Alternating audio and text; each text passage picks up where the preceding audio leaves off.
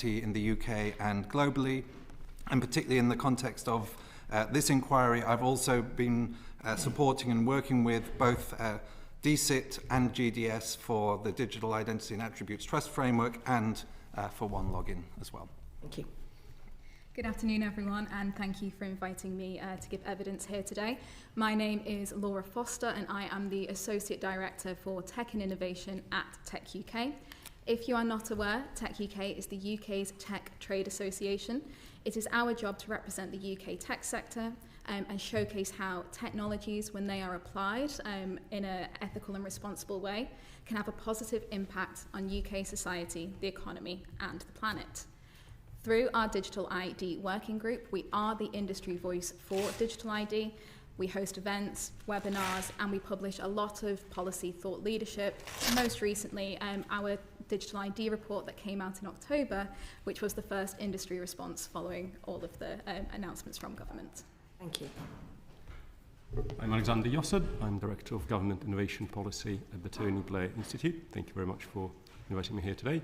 The Tony Blair Institute is a non-profit that operates globally in more than 45 countries, advising political leaders on strategy, policy and delivery. But in the UK, we operate essentially as a think tank, as a policy research institute. We do research, we talk to people, we publish papers, and then we hope the ideas that we put down are picked up by a government of the day. I lead a team that is focused on public service transformation within the Tony Blair Institute. It is a global team, so we cover both UK and global policy, and we hope to blend that expertise across borders. And we have advocated strongly for a form of digital ID to improve public services in the UK for more than 5 years at TBI. Thank you.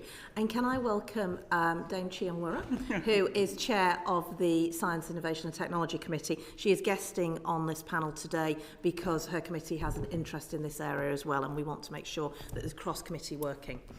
So we're going to go into questions. We're going to start with Peter Prinsley. Hello, good afternoon. Thank you very much for coming. I'm Peter. I'm the MP for Bury St Edmunds and Stowmarket. And so my first question, which is a very wide question, and you could probably spend all afternoon answering it, but what we'd like to know is, what do you see as the main potential benefits of a more widespread adoption of a digital form of identification in this country?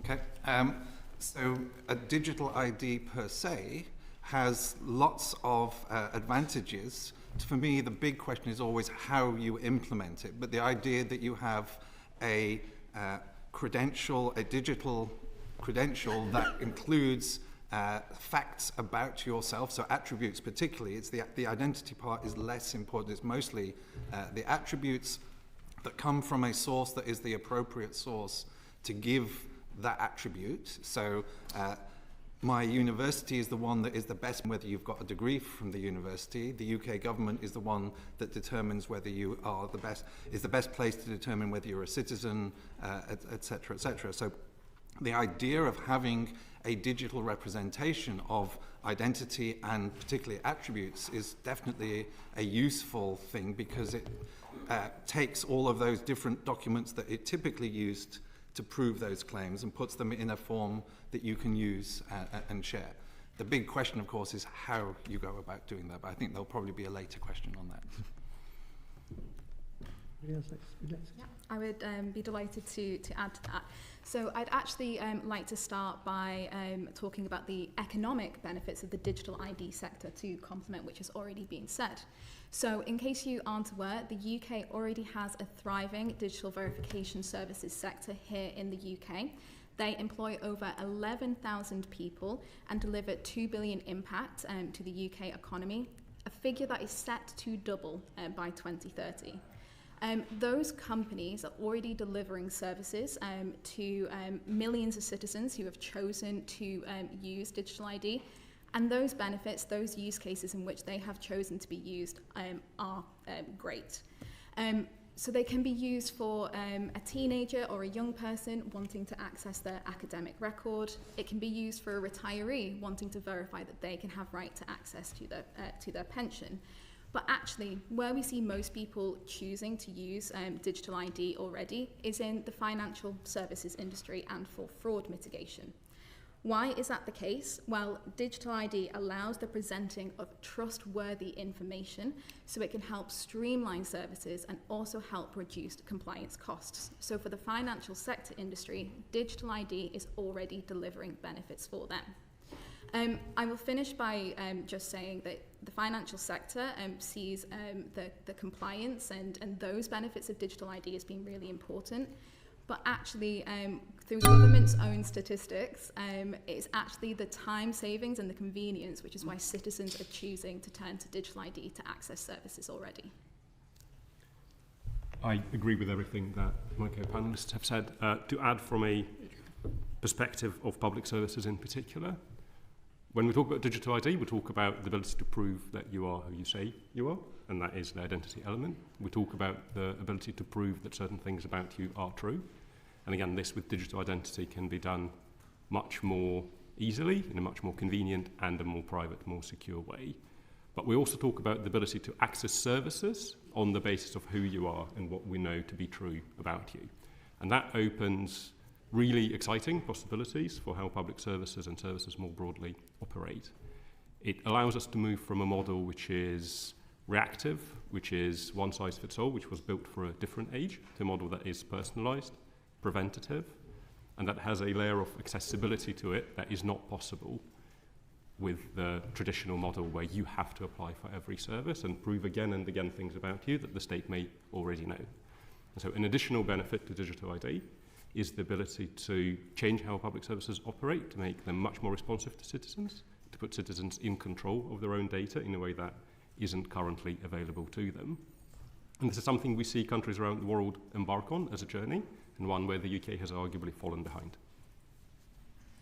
Thank you. So just leading on, you've both partially touched on my next question, which is the impact that a widespread adoption of digital ID could have on crime reduction, and in particular on fraud.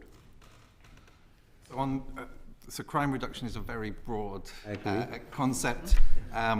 It's not going to have that much of an effect on street crime. You potentially could link the photo that you might have as part of the digital ID to face recognition cameras, but that's a horribly complicated mess. On the fraud, as Laura has already said, a key part of the requirements for the financial sector is to know your customer. Yeah. And everything that you can do to simplify that process is going to have a reduced risk of fraud because the customer is better known.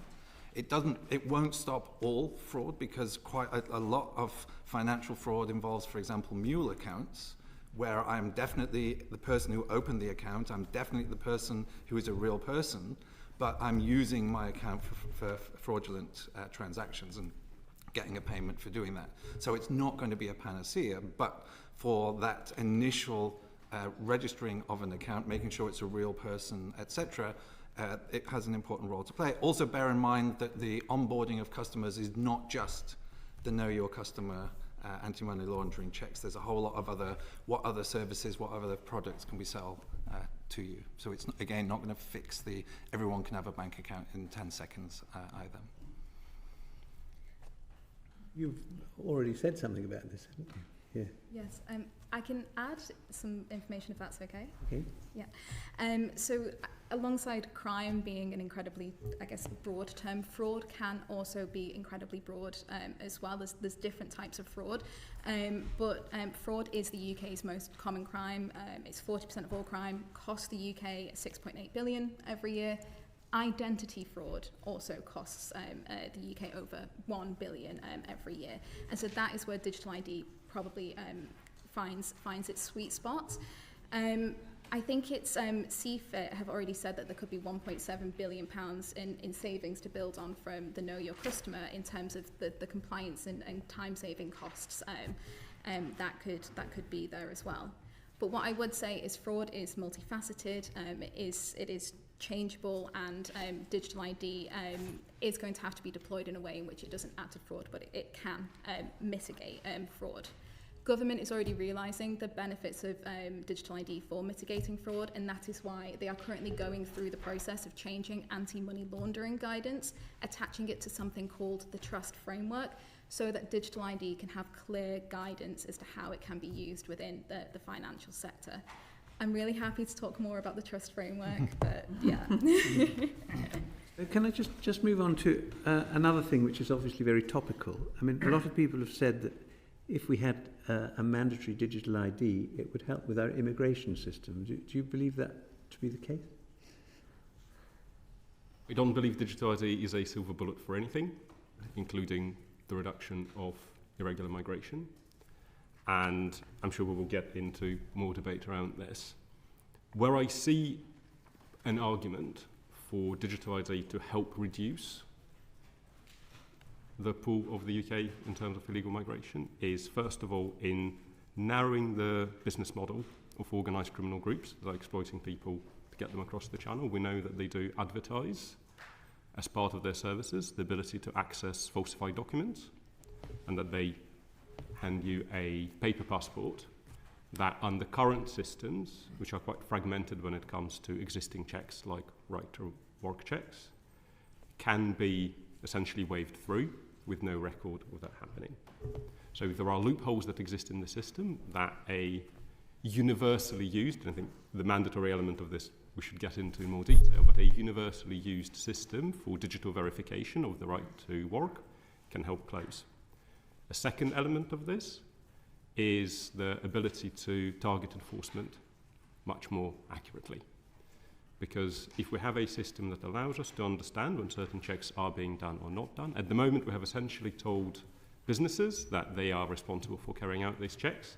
So we've made it quite hard for law-abiding businesses to carry out their legal obligations, and we have made it quite easy for those who do not want to follow those rules to slip through the net. With a system that allows us to have a record of which checks are being carried out, we can target enforcement much more accurately as well. Which is the answer to my next question, that there would be some point to this from the point of view of checking whether employers were in fact complying with this stuff.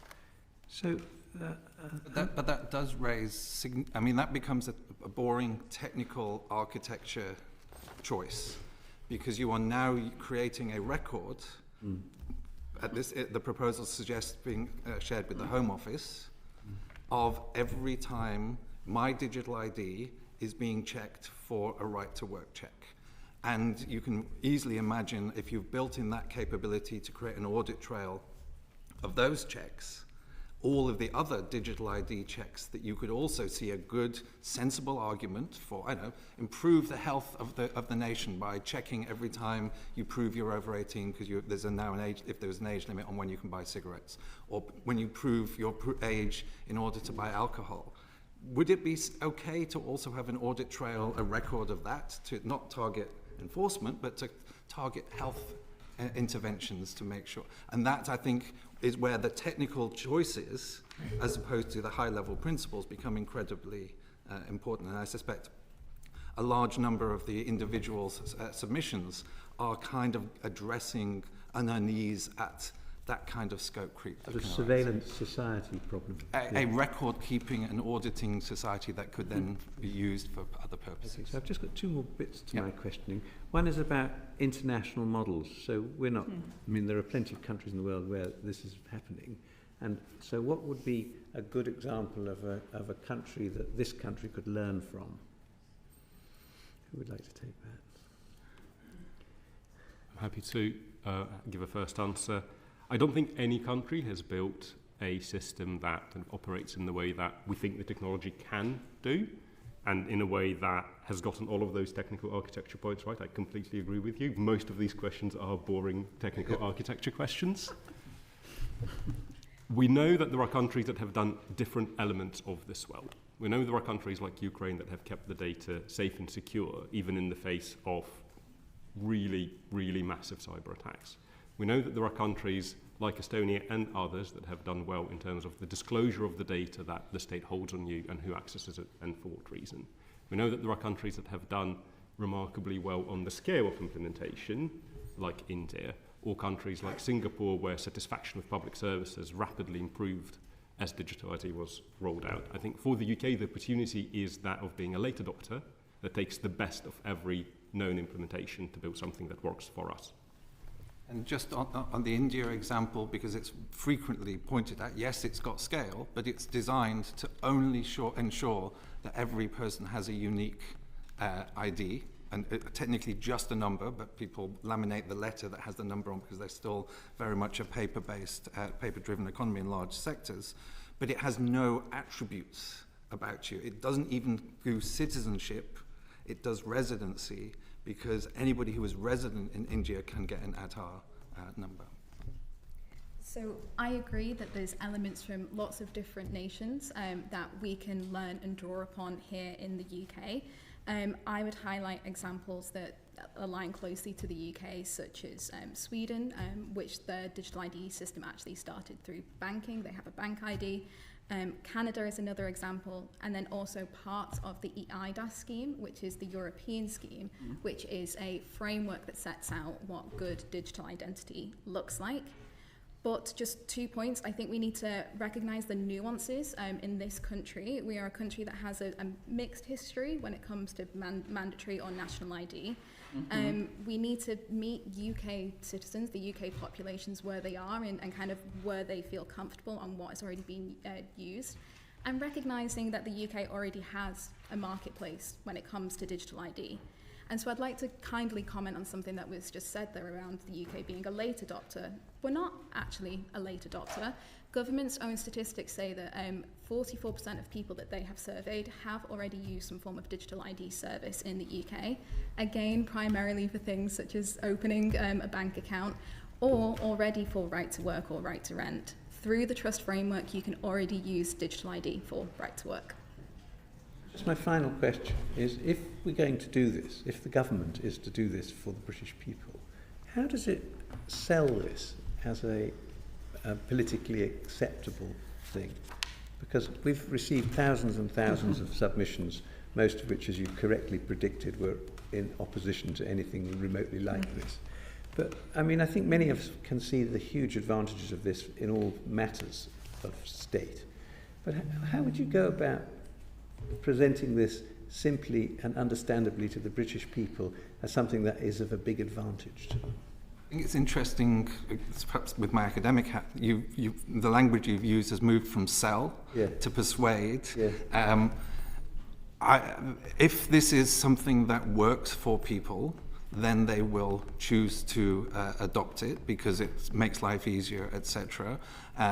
But we still haven't got the perfect model for how that's going to work. A simple example, if you want to do a digital right to work and you are a freelancer, you could, in the extreme situation, have to prove your right to work with 49 different ID providers, because there are 49 companies, and if they've all done a deal with different employers, and then a 50th time, you have to do exactly the same checks to access your online tax returns. So it's kind of great from a market perspective, but from a citizen's perspective, it's not quite there yet, and that's part of the problem.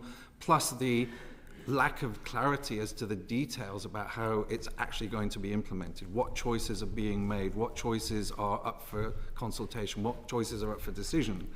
It's very difficult to sell a vision without the detail behind it. Could you see it, for instance, being an app? The implementation form, realistically, for those who have a smartphone, would probably be an app on your smartphone. But the app is just the way of delivering that. You used to get airplane tickets that were a piece of paper. You now have it on your app and on your smartphone, but it's just a representation of the underlying data. Thank you. Does anyone else want to comment before we move on? If I may add here, I completely agree with this. This will be taken up and embraced if it is useful. This is what we've seen around the world, is where people see the benefit, they will look at it and accept it. Even in Estonia, the introduction of digital ID was actually met with significant controversy 20 years ago. Just we've all forgotten about it because it was so long ago. But because it's proven to be useful, now they're very proud of it. Talk to any Estonian, they will tell you all about it. What we need to do in this country is to have a very clear vision of what we want to accomplish with this, and in our view it is about improvements to public services and those interactions between the state and the citizen that are so difficult and hard today. And it is about delivering quick wins, so having a very focused delivery plan that is communicated in the open and that allows people to see that progress very quickly. Margaret Malone. Yeah, I just wanted to pick up on Professor Whiteley's point that he made in your opening statement, that the government is the best judge for ID as being placed as... Certain attributes Yes. about you are things that the state issues. So whether I am a citizen, I can't come along and say I'm a citizen of Germany, because that's something that the German state would decide. So the British state is the one that says, I'm a British citizen. The British state would say, if I'm not a British citizen, I still might have the right to work. So it's the idea of a trusted authority that would be the correct issuer of attributes that are linked to the individual. Okay, so would you say at the moment, with possibly how the public feels about politics as well, that would still stand? And also, would you also say as well that if this is, you know, as the Tony Blair Institute says, go for quick wins and win people over, that government should put it in their manifestos as if it's so good and it's going to benefit. Equally, the Home Office would have to, it's being suggested as kind of running along with this, but they've got a lot on, haven't they? And they're under a lot of pressure. So you're going to throw that in as well to be dealt with. So attitudes to politics, I think it gets sad and geeky, but it's about who is the correct person to issue attributes. If the state is not the one who determines whether you are a British national or not, I can't imagine who it would be, and it's kind of the state rather than politics that is the attribute. Okay, so the government then. So if you're saying to the It's government rather than that is the body that issues these kinds of... If it's that good, then they should put it in an early offer to the public. Would you agree? And the other part, just about interaction with the state, yes, the Home Office has got a gazillion and one other projects. All government departments have got lots of things that they need to do to improve, to digitise, to transform their processes. And there's no there's no money to do any of that. No, exactly. And there's a lot of work involved in redesigning systems that would operate at a UK scale of 80 million citizens or whatever. So optimistic, but recognising that there are very practical problems behind the scenes about doing that. Thank you. I think the point there to be clear on is that government can and should be the source of truth when it comes to citizen data which has been created by the government. So that's like your birth certificate, or I don't think anyone would be upset if the fact that government or the DVLA are the ones who give us our driver's licence. Now, through the GovUK wallet, they are already in the process of digitising that driver's licence. We are getting hopefully, a digital driver's licence very shortly. And I think that as itself is really uncontroversial. Where the digital verification ecosystem kind of comes in, however, is you would not then expect government to be involved in how I would then choose to use my physical driver's licence. So if I want to go to Tesco's and buy a bottle of wine, I don't expect government to be involved in that transaction. Just as in the digital case, government can give me my digital driver's licence, but I don't want them knowing or involved if I'm going to buy my bottle of wine from Tesco's. So that is where the wider digital identity ecosystem comes in. That is why we need citizen choice, citizen empowerment, and that is why we need to leverage the expertise of the digital ID sector we already have operating on the trust framework. And just do you want to come in? add very briefly, there is a strong appetite from the public to see the state work better, and there is belief among the public that technology is not being utilised to its full potential to make the state work better. And we know that part of that mistrust in government actually comes from the state failing to improve the status quo. And digital ID, in a wider sense that we are discussing it here, is a means of improving the interactions between the state and the citizens, so that citizens see the state working for them, not against them. Chris Murray. Thank you for coming in. Just a follow-up on that, you sort of, in response to Peter's questions, you talked about the benefits in terms of mitigating fraud or mitigating immigration offences. I wonder, do you think there's any scope in how this could be designed that it actually ends up creating opportunities for fraud or immigration offences? Or do you think that by making digital ID as our line of defence, the possibility of a state actor or data corruption or anything could actually catastrophically undermine our ability to take on fraud or immigration offences? So anything that becomes a key part of any process will be targeted by fraudsters, organised crime gangs, or whatever. The rules that are used to determine whether or not somebody has the evidence to support their identity claims in the first instance have been evolving over the last 20 years as they have been becoming aware of different fraud vectors, different approaches, different kinds of attacks.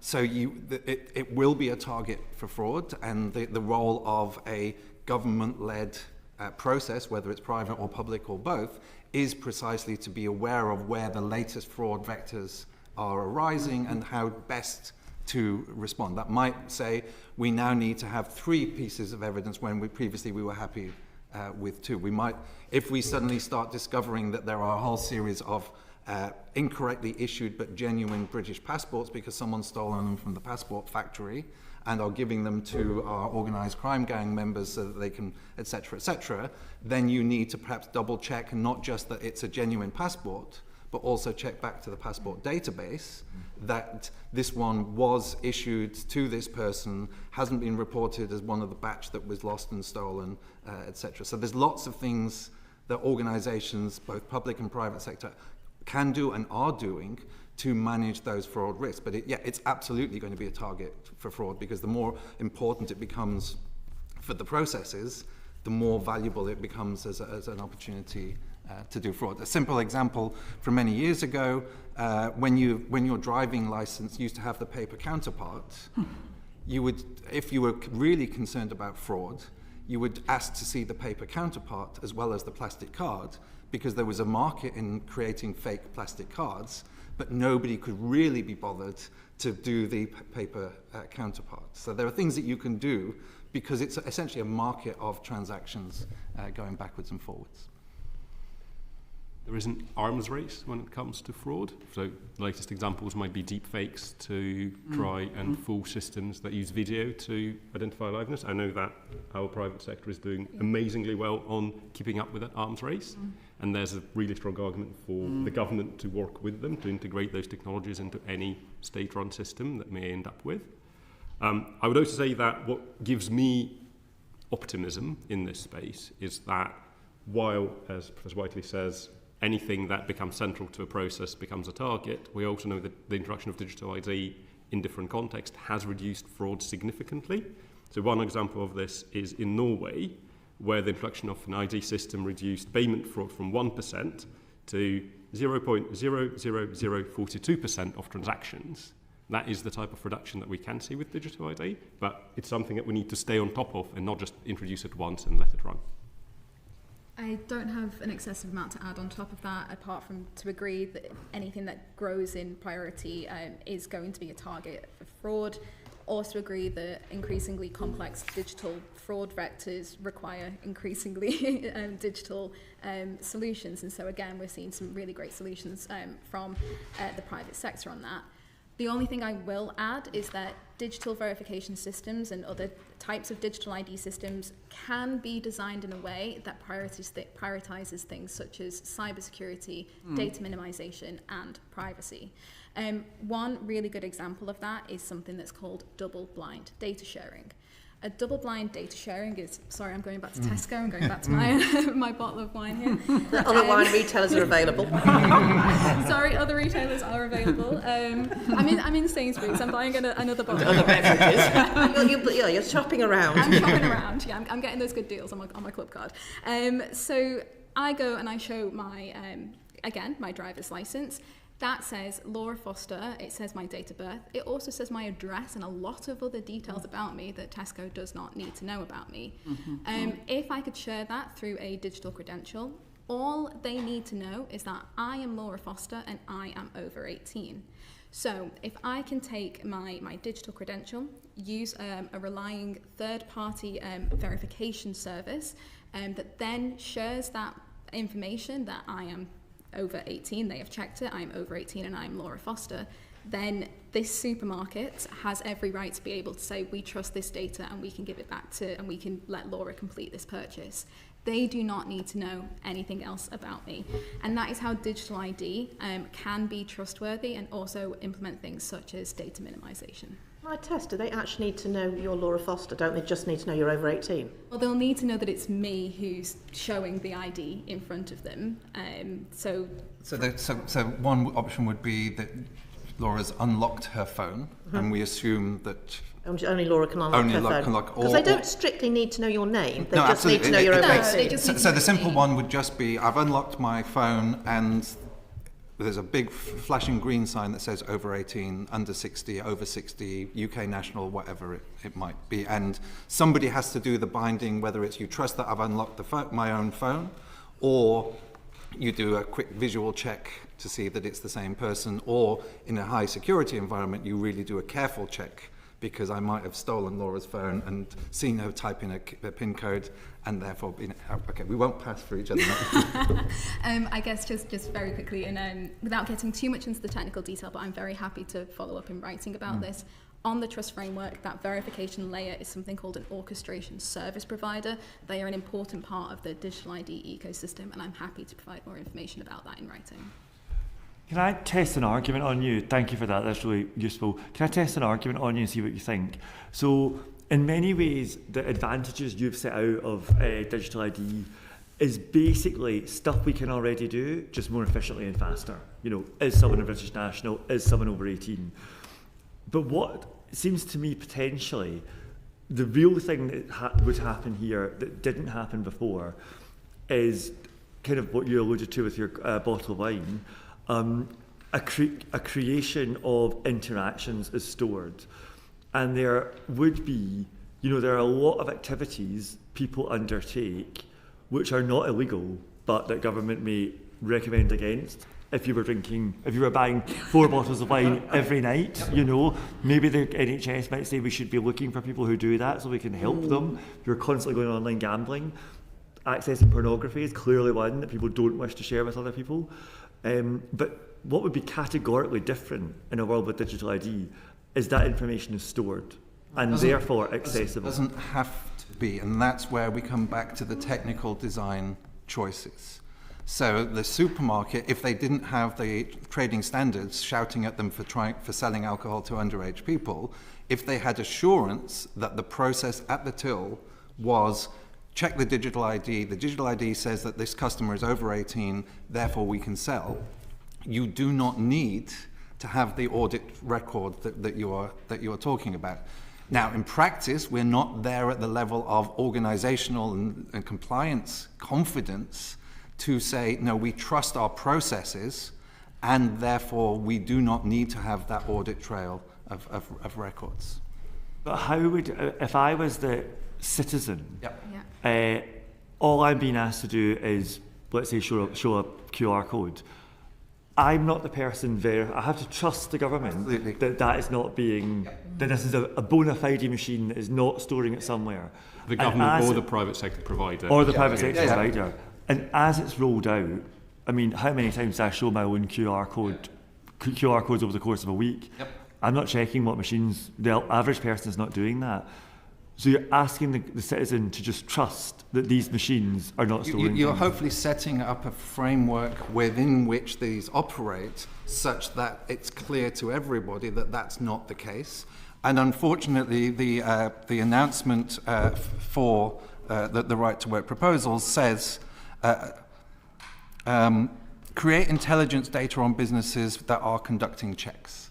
Now that immediately gets everyone to go, there's probably a record-keeping activity going on. The BritCard proposals that were one of the influences of this, a digital identity check would allow the Home Office to build a canonical record of where and when checks have been successfully completed. And that kind of is one of the elephants in the room, that you can design it in a way that says, for things that are low risk, where we just want a trusted attribute from a trusted provider, we are happy to say that the supermarket has checked that this person is over 18. We're not going to fine them for trying to sell stuff to underage kids. And that's What you're saying is the capacity to record keep in digital ID would be a switch. Government can switch on or off at it could be will. it could be a switch, or it could be a design choice from the very beginning to not build that in. And so my concern with the right to work checks is that you're building it, if it follows these principles, you're building in the switch for right to work checks. And everyone's going to go, well, how do you know that it's not also going to be built in on all of the other checks that you suggested? And how do we know that this government or a future government might not flip this, even if it's switched off, might not switch it on? Existence. So it's that sorry. No, of course. I was just saying, so you need to have those good governance practices. In the EIDAS scheme, which is the European scheme, it categorically says that government cannot collect data on its citizens through any services that is provided by government. If you, going back to an earlier question, which is like, how do you want to take the UK population along this journey with you? It's about putting those safeguards in place so that they know that no one is going to be tracking their data. It's about designing those systems where privacy is there, sometimes separating out those DVS layers as well. And critically, it's all about putting data in the hands of the citizen. So again, this is another advantage of digital ID, right?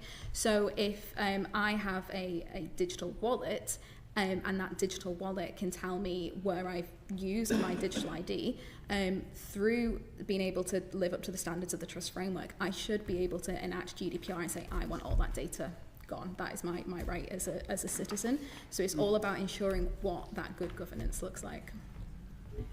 I think this is exactly why the debate we're having now is so important, is because we can have a conversation about the parameters of what would and would not be acceptable on a policy-by-policy basis, because there will be trade-offs between privacy, convenience, control in any policy decision, whether it is delivered with digital ID or without.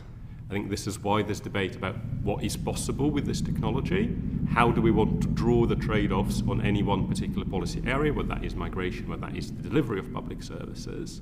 How much control can we give citizens in different circumstances? And again, there are areas of policy where citizens currently do not exercise any control.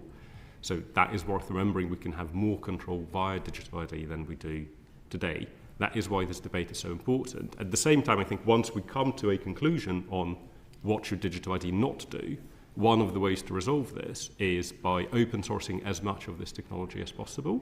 So once we have created, as we build the platforms, in fact not once, but as we build the platforms, open sourcing the code so that technical experts, including those who may be skeptical about digital ID, can examine it and can show, yes, there isn't a phone home element here to say, not only did you do a check, but it was to buy a bottle of wine, and there are too many of those now. That is something that is possible. Let's move on. Dame Chiamura. Thank you very much, Dame Karen Bradley, and thank you very much for inviting me here. It's a great pleasure to be here on behalf of the Science, Innovation and Technology Select Committee. And I'm afraid I am going to try and get into some of what you've already called the boring technology choices, because they are what will drive whether this actually works in practice. And we've heard a lot about the benefits of digital ID, and I think what you were saying to Margaret and Chris was effectively that government was best placed to deliver a digital ID which reflected government data. Yeah. So it's certainly good. It's the best place to issue attributes that government can issue. I would separate out whether it has to be a government digital ID. No, yes, I know that. I recognise that. Yeah. But so my question is, how significant is the technological effort for government to create digital ID? Does making it mandatory increase the significance of that? And are there, sort of key technological choices which influence how difficult that is? That's a big question. I would hopefully have short answers. And perhaps I could start with you, Professor Whiteley. So the how difficult, so a big part of how you do ID proofing, so confirming who somebody is that you can then get attributes about them, in the UK uses the standards that I briefly mentioned before, Good Practice Guide 45, which is a set of rules that determine what evidence will count as good evidence that you are who you claim to be. So a British passport that's current is really good evidence. Not having a British passport means you've got to rely on other kinds of documents.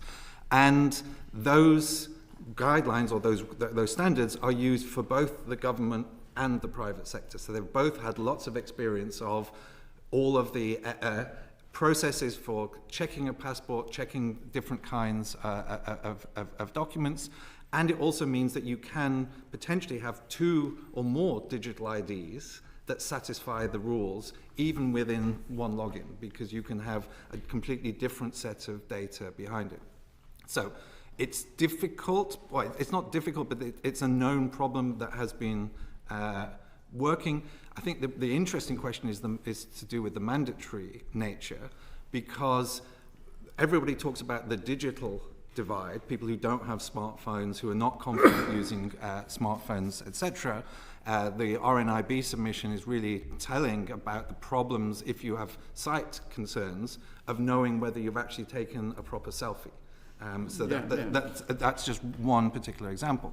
But you also have those people who struggle to have the right mix of documents to satisfy those rules. And they may have a smartphone, but they may not have the right kinds of evidence to do that. There was a report for the Government Digital Service a couple of years ago that suggests that almost 6 million people in the UK are ID challenged. Now, they might get through, but there's a lot of effort and work involved in helping them get that evidence.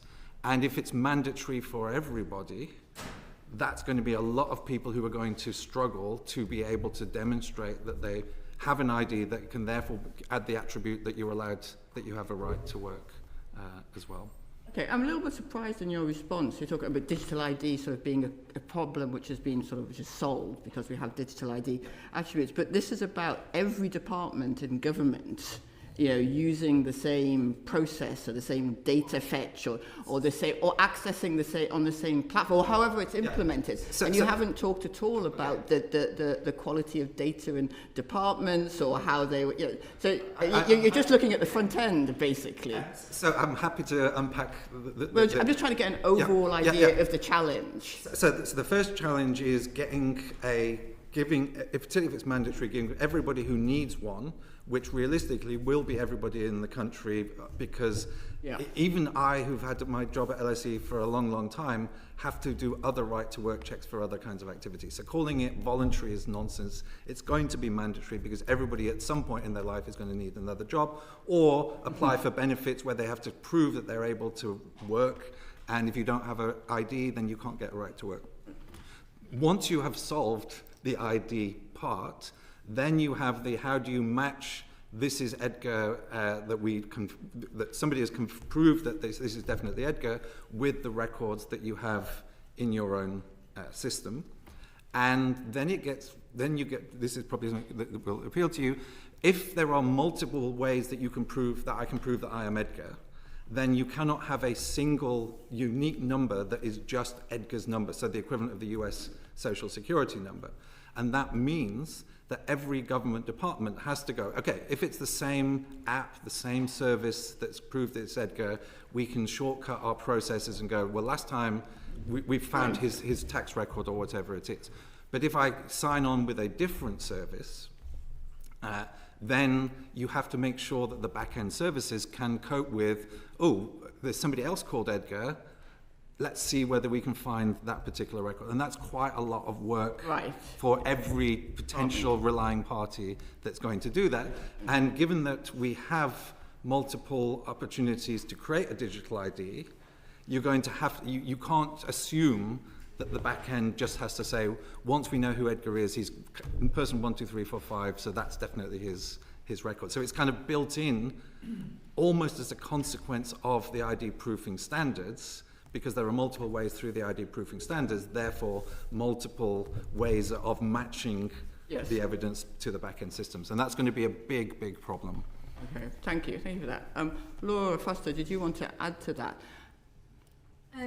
Yes, thank you. So I would, there's a few things going on here. So I'm a little bit concerned that we need to kind of separate the use cases of digital ID and the systems of digital ID that government has announced from broader digital transformation of government. So at Tech UK, we would encourage that different government departments find ways to modernise the data stack and open up data sources, especially through smart data schemes on the DU, on the Data Use and Access Act. That complements the digital ID conversation, but digital ID is more of a application of that digital transformation. Please correct me if I'm wrong. If I take that to the side, the question then becomes, how much does a mandatory digital ID scheme cost? Well, only if you are saying that digital ID is, you say it complements digital, it sits on top of digital transformation, so the challenge of digital transformation is part of the challenge of digital ID.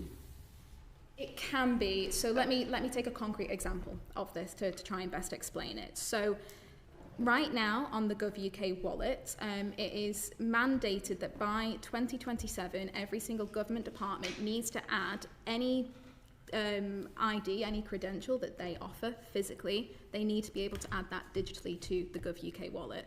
The obvious example is the veterans card that we've already seen, the driver's license, but there's so many IDs you can get from government. They all now need to be living on the GovUK wallet. And that's not going to be easy. So that's not going to be easy. And that is a concern. And I'd like to talk briefly about legacy systems and how they amplify the challenge involved. Would you agree? In that particular use case, yes, that definitely would. Digital ID, the use of digital ID to access other systems, the actual cost of digital ID itself is kind of separate to that. So there's a whole other infrastructure that government's going to have to set up depending on what level of involvement they decide to take on the digital verification stack. And correct me if I'm wrong, that's kind of what you were inferring to. I'm going to keep coming back to it, but we therefore need to recognise that the UK does already have good governance practices through the trust framework. Well, actually, I would not recognise that. So for two reasons. Firstly, the trust framework is not certified to the European levels that you were talking about, and it's the European levels which address things like deep fakes, etc. So the current trust framework, I don't think can be considered to be, well, certainly not best practice. Mm-hmm. And secondly, as part of our the Select Committee's correspondence with the Cabinet Office following the Afghan data breaches and looking at a review of data resilience that the government did in 2023, there were many examples of very, very, very weak data management practices to the extent that government departments don't even know how many legacy systems they have. We've got so that it's impossible to estimate how they can be upgraded to best practice. So no, I would not accept that we have best practice now. Yeah. How would you respond? Okay, so apologies. I would definitely say to that yes, in terms of legacy systems, we do not have best practice. Tech UK would advocate for updating legacy systems. We have a whole team that works on how we can do that, and I'd love to follow up in writing with you and share more detailed information on that. Regarding your point on the trust framework and about how it doesn't adhere to European standards as it stands, and people believe that they are international standards, at this current moment, the trust framework does not align with EIDAS or other standards.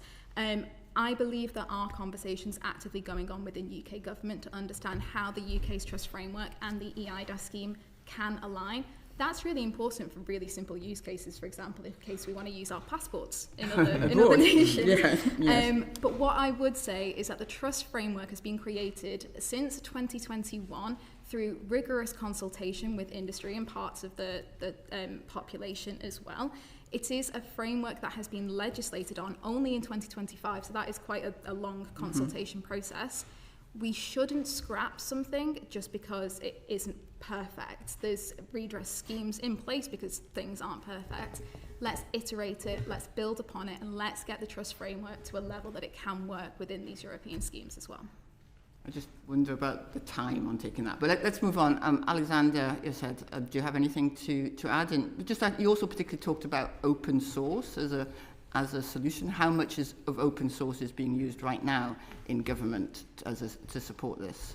Not as much in this particular area as I think is required to earn the trust of citizens, and we would certainly encourage more of that in this space.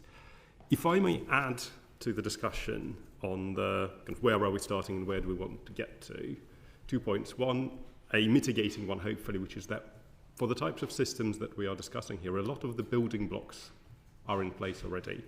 We do have the framework. I would agree with Laura that it is something that we want to build on and improve. I would also very much agree with you that the EIDAS standard is something that we need to come into accordance with over time. And in my view, any government-produced ID infrastructure should be EIDAS compliant. We also have ongoing projects to mitigate the impact of legacy systems. We have the digital blueprint, the blueprint for modern digital government. I always get the order of words in that one wrong. We do have the blueprint, which... Just to say on that, they promised us a plan. The blueprint is a very high level. They promised a plan. We haven't got a plan yet, have we? No. We do not, and I am as eagerly awaiting one to come out as I'm sure you and members of the committee are. What I do want to say is there is a risk in this debate around digital ID, where if we see it as separate from the broader digital transformation, that the digital transformation heads in one direction and the digital ID ambitions head in another direction, and they do not connect. And in our view, this conversation about digital ID is an opportunity to actually pay the kind of attention we should have for at least a decade and more to digital transformation in government, because the scale of opportunity is immense. We have missed out on a lot of what we should have done, and now is the time to mitigate that.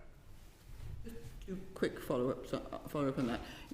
Again, you're saying that we have in place the building blocks, but my understanding, as I've said, a lot of the legacy systems, and the government's definition of legacy system is anything that's not on the cloud. I think there probably are legacy systems on the cloud as well. But there's a lot of the legacy systems. We don't know whether those are building blocks which effectively can work.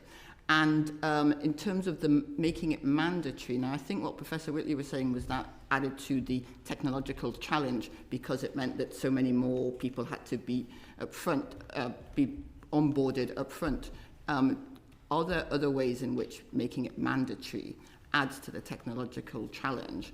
And does the current state of, you talked about somebody called, was it Edgar, or in terms of identifying somebody. Let's go. If they are to be identified, and legacy systems in the DWP have a totally different data format, and we don't even know what that is yet. So just in terms of the technological challenge, we need good data management now, and we haven't got that. And in terms of making it mandatory, how does that amplify the challenge? I would agree with you that we do not have the right level of technical capability within government right now that we need, and we need to build that up. I would agree with you that delivery of the blueprint and the plan behind the blueprint, when it does come, should be a massive priority. And interoperability between government datasets, which involves, among other things, making sure that the legacy datasets are integrated in the right way, should be a top priority for this government. On the mandatory element of this, I think it is worth distinguishing between the data element, the datasets that hold the attributes, which in this case mostly are held by the Home Office.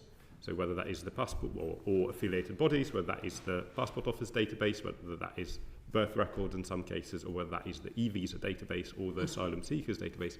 And there have been significant challenges with delivery, which I believe is partly as a result of not enough priority being given to this, including from Number 10 and the Cabinet Office.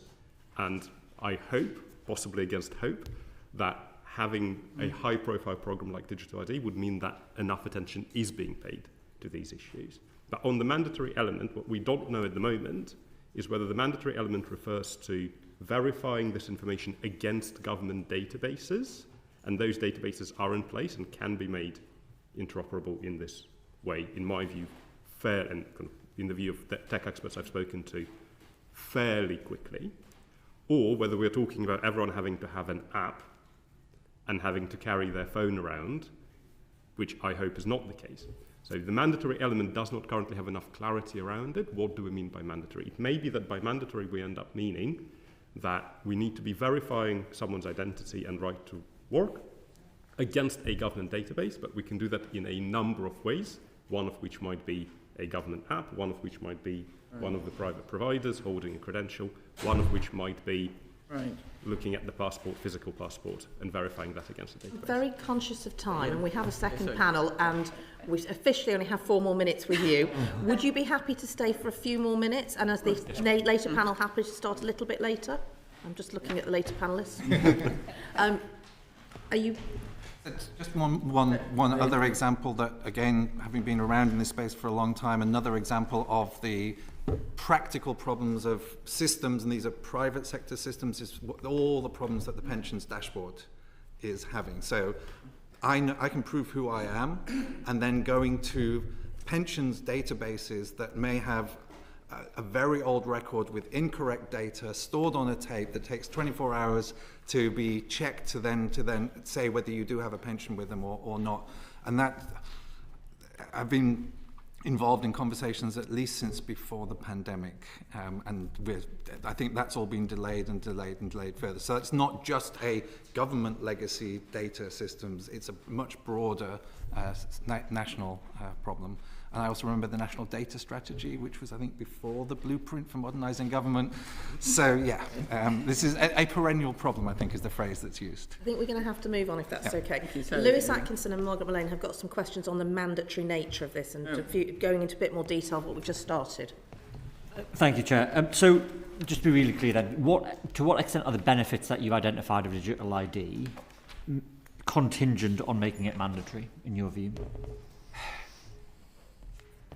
I think many of the benefits of a digital ID should arise because they are the benefits. You shouldn't need to sell them because it's an easier way of doing things.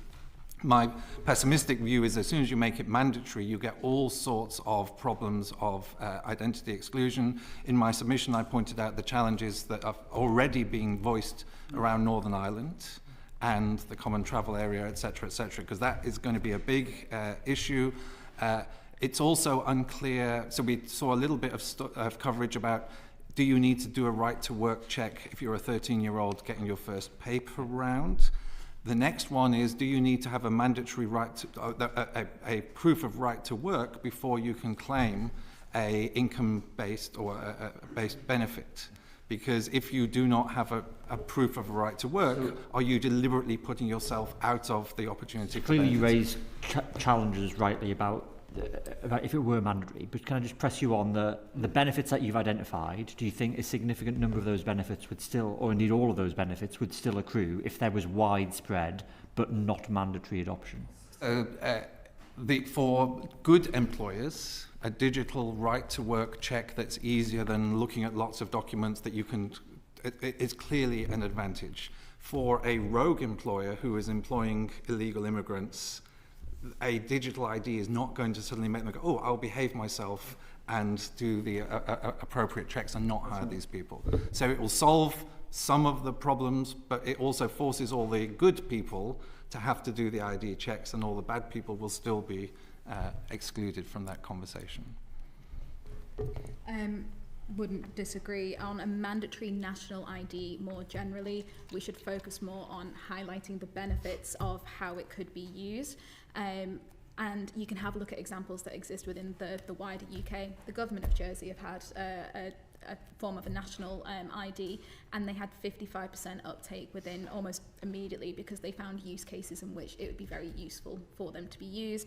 There's also the Improvement Service in Scotland, which has 2.5 million users who've been able to access that through digital ID. That is because, going back to my first statement, convenience and time savings, being able to show and prove that to citizens, actually emphasise what the use cases of digital ID can be.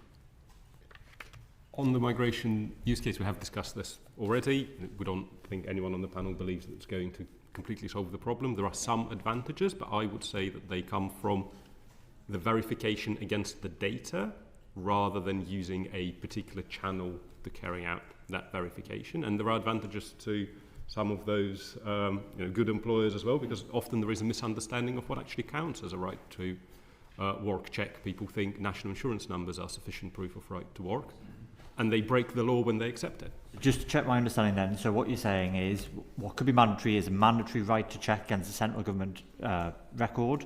That might be done very easily via digital ID for people who choose to use it, but equally it could be done separately, albeit more onerously, via someone saying, you know what, if you don't want a digital ID, bring in 2 or 3 different evidence. So as I understand it, the current proposal is that any time you want to take on a job, have a new contract of employment, you will have to have a digital ID, and the only way that an employer will be able to do that, to employ you, is if they have actually checked the digital ID. And that's the thing that I think most people are really reacting against, because there was the reports that talk about it being, don't worry, it's going to be voluntary. Yeah. Until you have to change a job, and that means that everybody's going to have to have But your view is then you could still do the right to work check with some digital ID, but via other means for people that didn't want to hold a digital ID. As we have been doing for the last 10 years, and all of the ID providers are offering that service already. You can already use digital ID for right to work through the trust framework. I think where things can be tightened up is those more, I don't think if they are necessarily onerous, but more analog checks, if you will, can also result in a verification against the database. That is something I think the government will need to figure out what they want to do, because they haven't, in my view, made it clear enough when they say you have to present digital ID for your right to work check. What do they mean by present digital ID? Thank you. Margaret Malay. Thank you, Chair. I'm the MP for Dagenham and Rainham, and it's quite an impoverished area. And my inbox has been full since this announcement's been made. No, thank you, because you didn't put it in your manifesto. But it's what the professor just said. It's the sense of fairness that really upsets people, and it isn't the big brother aspect of it. So it's the kind of, you've said it, and I read it in a report, your rogue employers will just carry on regardless. And the good people that follow the rules and do what's right will then, whether they want it or not, have a mandatory. So the big issue about it is as you've all made great points about all the different ways we all provide ID, is a mandatory aspect of it. So how do you think the government should respond to that?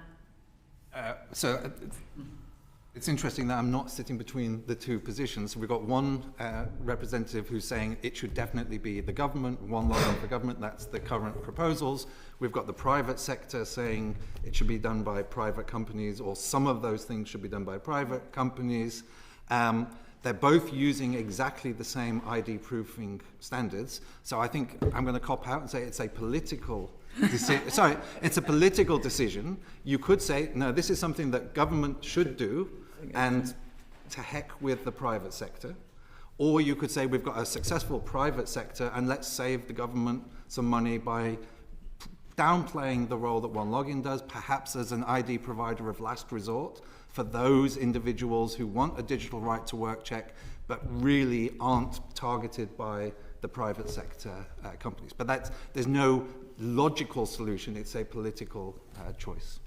May I gently correct Professor Whiteley? I do not believe that this has to be done by government, completely by government. Yeah. I do believe that if those benefits that the government's talking about are to be realised, then the most effective route to them is for the data that is held by government to be checked as part of the right to work check.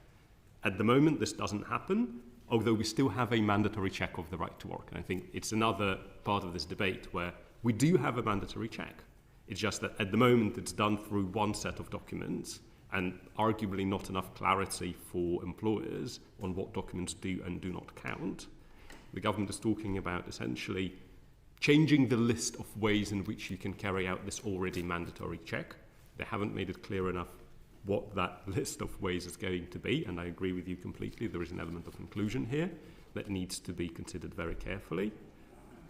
My view is that you can have both a government-run element to this, and we can come back to the question of the app, but we don't probably have the time for that.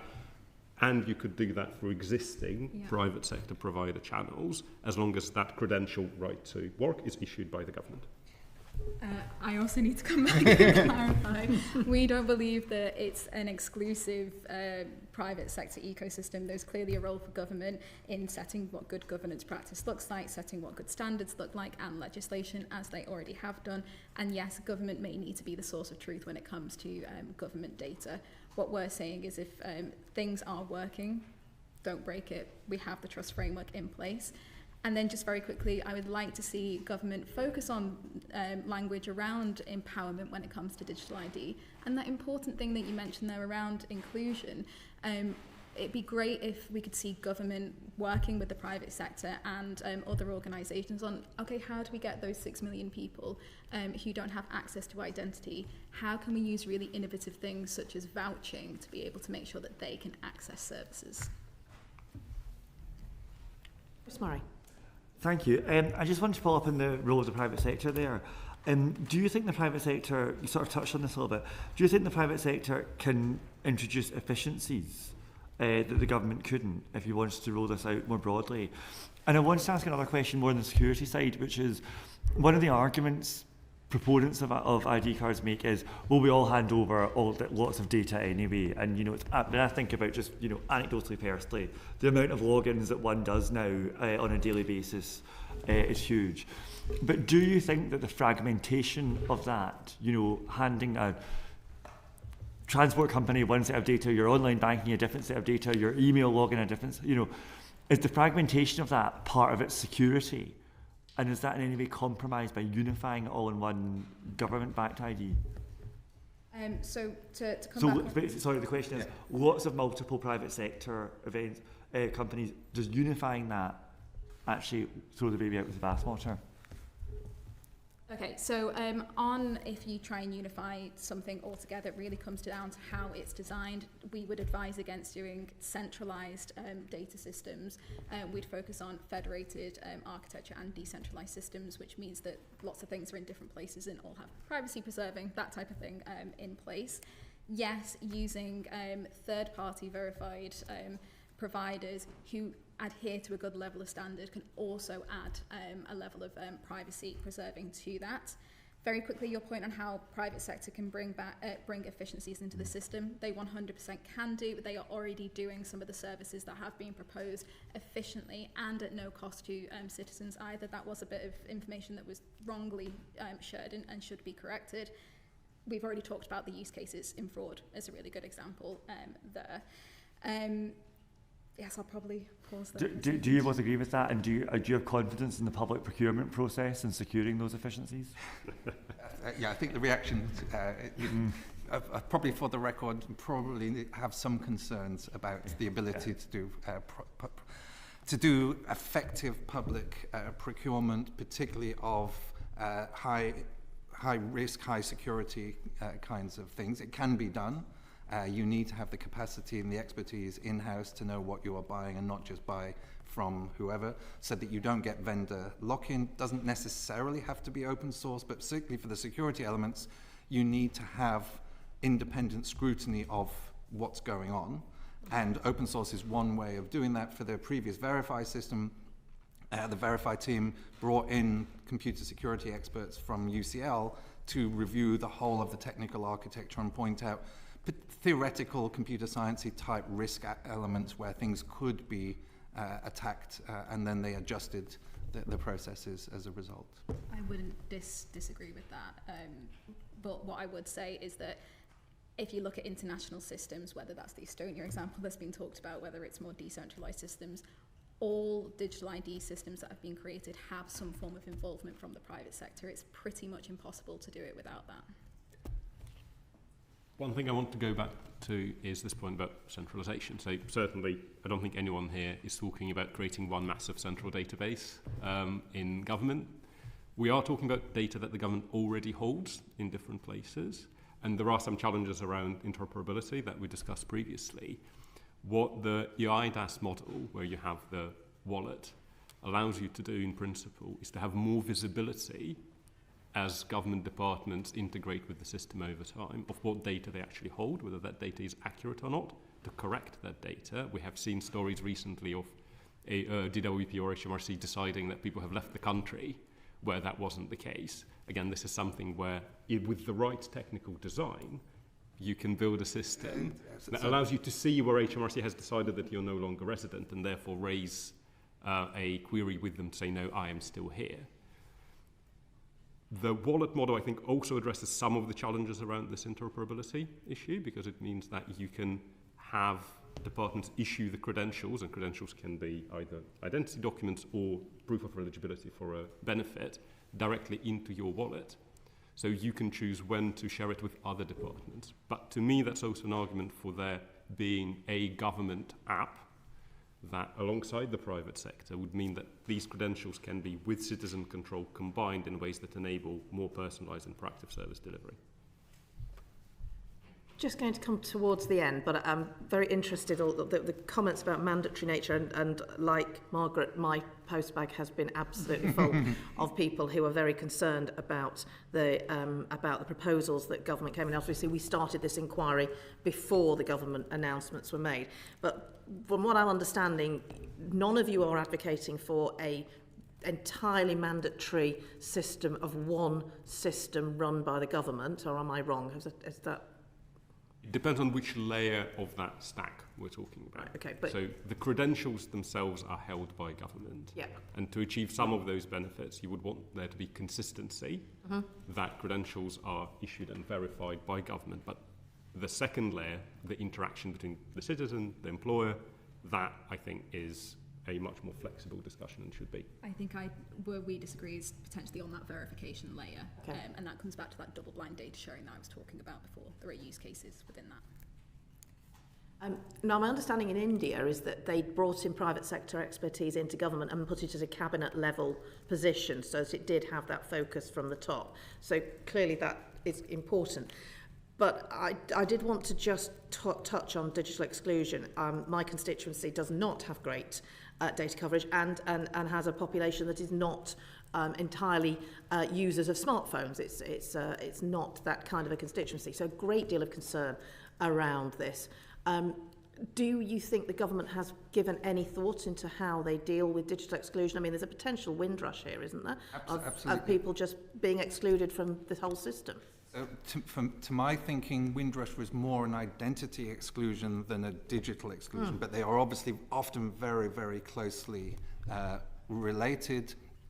I'm just looking at the various committees that I've been on, particularly for the Government Digital Service. I joined the Privacy, Privacy and Inclusion Advisory Forum in 2023. The previous Privacy and Consumer Advisory Group had been looking at questions of inclusion and coverage since about 2012. So you would hope that questions of identity exclusion have been something that lots of people have been worrying about in practice. It's one of those extra things that you want to build something and then you worry about the edge cases. Some research I did for Women in Identity was about reframing what the problem is. So you build it as a happy path to get as many people in and covered, and not worry about, and not see it as, well, we'll get most of the people in and then just deal with your constituents later on, because it's unfortunate but tough. They're the ones that will have to come in at a second stage. Thank you. Anyone want to add anything? I'm a big fan of the Women in Identity work. It really looks at how you design inclusivity by design, which is really important. I've already talked about it. I would actually like to see government look at how they can address those who don't have IDs through things such as vouching as part of this. Yeah, and I think there are countries like Australia that have done a good job of thinking through these issues where we can look to them. I do believe government is looking at this. One of the first things we saw as the announcement was made in the explainer that came out on the same day was that there will be a focus on inclusion. There will be a focus on making sure that people who do not have digital devices are not excluded. But again, for me, this comes back to this distinction between what's the databases, data sets that are owned and run by the government, which are not as susceptible to 2G coverage, and what are the different means of accessing this data in different contexts. Yeah, no. Thank you very much. It feels very fitting that we're doing this session just after we've had a session on Chinese espionage and the ability to get into your phones. But anyway, thank you to the panellists. We will be moving on to the next panel now, but I will bring things to a conclusion while panels switch over. Thank you again for your time. Order.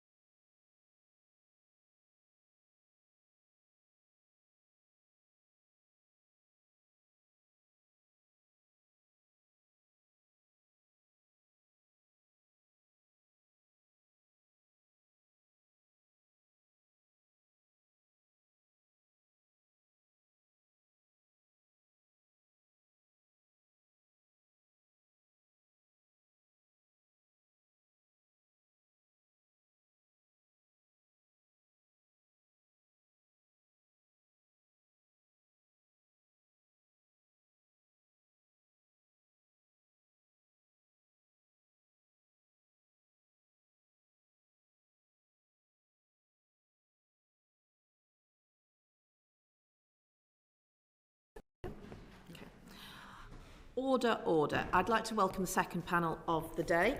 And I think probably easiest if we just start by you introducing yourselves, perhaps starting with you, Mr. Baker, and then we'll go into questions. So I'm James Baker. In my past, I worked for the No to ID campaign. I now work for an organisation called Open Rights Group, or ORG for short. We've been going about 20 years as a not-for-profit working on digital rights issues and human rights things. And most recently, we undertook research with the University of Leicester and Warwick on a programme called Digitalising Identity that looked at the government's e-visa scheme. Thank you very much. Silke Carlo, I'm the director of Big Brother Watch. We're a privacy and civil liberties non-profit, non-party campaign group in the UK.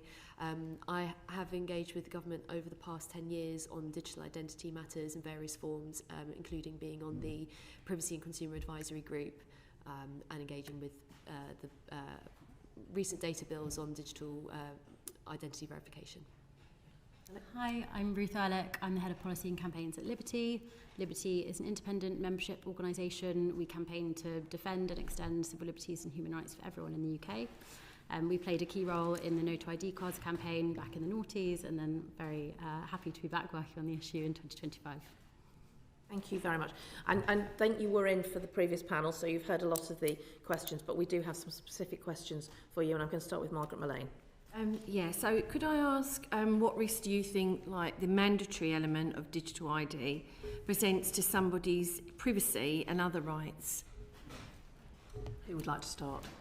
I'm happy to start. I mean, I'd say already we have digital ID already. It's mandatory for migrant workers in the UK under the e-visa scheme, and they already have to present a digital ID via their share codes in order to do work. And we've got real-world examples of where that mandatory scheme has been hurting people. People with the right to work in the UK have lost out on job opportunities because they've not been able to access their share codes or improving their right to work. We've had examples of people going into the shop to buy alcohol and being asked to show their e-visa share code in order to purchase alcohol, and they've been unable to do it. So I'd say where you have mandatory systems introduced like that, then it's not a hypothetical. We're already seeing real-world examples of exclusion in existence. I would like to add to that. I think that the mandatory nature of the proposed digital ID scheme is really the heart of the problem.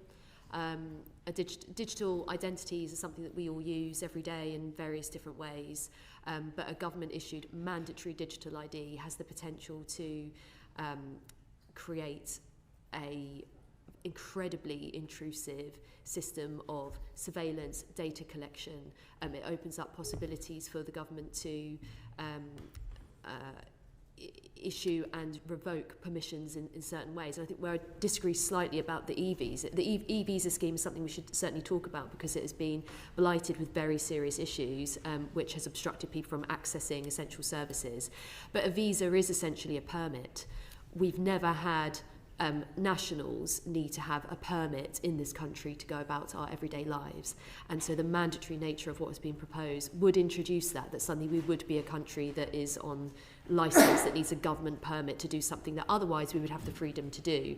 And I think in terms of giving people, and in fact why your inboxes are so full perhaps, is that mandatory nature of the ID, coupled with a restriction on liberty, which is what the government has suggested, for something you would otherwise lawfully be able to do. Now, unless you have this digital ID card, you won't be able to work. And already other government departments are talking about renting, benefits, education, etc. So I think that we would be having a completely different conversation if the government were talking about a system it thought was so attractive that if it made it available, lots of people would want to use it. Instead, it's a mandatory system that is paired with restrictions on people's liberties. And we have got questions on e-visas later, so if we can just focus on the specifics around the mandatory nature. Yes, to echo that, Liberty would not support any mandatory digital ID system or any mandatory ID system. I think the key thing here is that the specific privacy risks depend solely on the decisions that the government makes now about what this system is going to look like. And there is a real opportunity here to create something that centres human rights, that centres privacy, that centres the way that people need and want to access their data, but going about it in a way that makes it a mandatory system that's forced upon people indeed to access something very basic like work, will prove a disaster for people on an individual level, but also there are the broader privacy risks that are raised by creating any kind of database that links to a digital ID system. And we know that in the past year alone there's been a 50% increase in cybersecurity attacks. We've seen the massive impact of cybersecurity attacks like the Land Rover Jaguar case. So this process generally carries significant risk to privacy, cybersecurity, which I'm sure we'll touch on later on this panel. Would you have any examples of individual rights in other countries that you feel have been affected by this? I think when you look at the examples around the world Digital ID, yeah. Lots of countries who've introduced digital ID have had various issues and problems. You know, Estonia is often held up as this great example, but they had a problem with their chip certification, had to reissue all their chips. A small country of a couple of million people, if you had that kind of problem with a country the size of Britain, it would be hundreds of millions of pounds. You know, when they tried to introduce it in Greece, the ministry ended up getting fined by its data protection authority. Italy's had a data breach. Venezuela's had a data breach where they've got attacked. Brazil has, Turkey has. There's a whole host of issues around the world where people have suffered losses resulting from identity cybersecurity risks. Other places, people have faced kind of digital exclusion where they can't kind of prove their ID. There's both kind of plenty of historic examples where ID card systems have been used to marginalise or exclude people, sometimes unintentionally, other times intentionally. Could you give me an example of an intentional? Throughout, I mean, we'd be going back through to historic examples going way back in time, but throughout the 20th century, you know, there's plenty of examples of ID cards being used to exclude people on the basis of their identity or credentials. Yeah, talking of the Aadhaar scheme in India, something that's often overlooked is that scheme has even been linked to citizen deaths through, for example, accessibility problems. That's a massive biometric identity system of over 1 billion people. And that has access issue, because it's required for access to welfare, access issues have been documented to have resulted in people actually dying. So incredibly serious consequences. Also, that system holds health data and has individuals have been refused healthcare because of their HIV/AIDS status, for instance, which is held on this digital identifier. But I do think we see examples of abuses closer to home as well. We've spoken about the cybersecurity risks. So when individuals are enrolled in mandatory systems, you lose that control over how you manage your data. You're relying on either the companies or the state. And Estonia, often held up as being the gold standard example, has suffered multiple cybersecurity incidents where people's photos have been leaked, etc. And on a more individual basis, for example, a police officer in Estonia was fined for checking his fiance's criminal record.